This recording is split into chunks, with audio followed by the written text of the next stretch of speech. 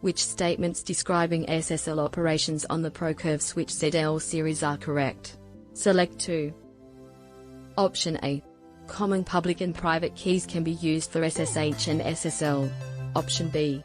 Symmetric encryption algorithms supported include 3DES and DES. Option C. The switch's certificate can be viewed, but the SSL public key cannot. Option A. With SSL enabled, if you attempt to access the switch using HTTP, the web browser is automatically redirected.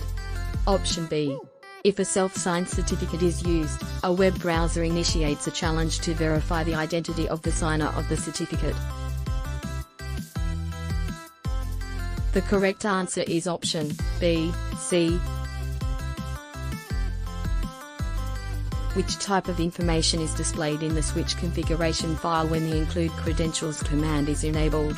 Select 3. Option A. Public keys of SSH clients. Option B. DHCP snooping IP to MAC address binding database. Option C. Shared secret used to communicate with a Radius server. Option D. SSL public/private key pair of the switch's web authenticator. Option E. Plaintext passwords of the operator and manager user accounts. Option F. SNMPv3 username and authentication and privacy protocol settings. The correct answer is option A, C, F. You have a ProCure switch which has 2 configured VLANs. VLA has an IP address range of, and is where the servers reside. VLA has an IP address range of, and is where the network clients reside. You configure an ACL with these entries: permit TCP, EQFTP permit TCP, EQHTTP permit TCP, EQTelnet. When you apply this ACL statically to ports in VLA, what is the effect on the clients located in VLA? Option A. They would have no access at all because the ACL is misconfigured. Option B. They could not access anything in the 10.1.10.0 subnet because IP has not been specified in the ACL.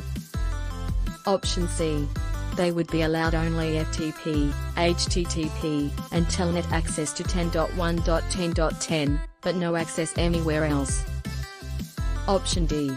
They would be allowed only FTP, HTTP, and Telnet access to 10.1.10.10, but full access to everything else in the 10.1.10.0 subnet. The correct answer is option C. Which statements describing a dynamic port ACL are correct? Select 2. Option A. It can be implemented as either a standard or extended ACL. Option B. It filters switched IP traffic either inbound or outbound on a designated port. Option C. It requires the use of 802.1x, web, or MAC authentication services on the switch. Option D. It is useful where clients with differing access needs are likely to use the same port. A configuration of the ACL is done on the switch and then read dynamically by a Radius server when a user connects. The correct answer is option C, D.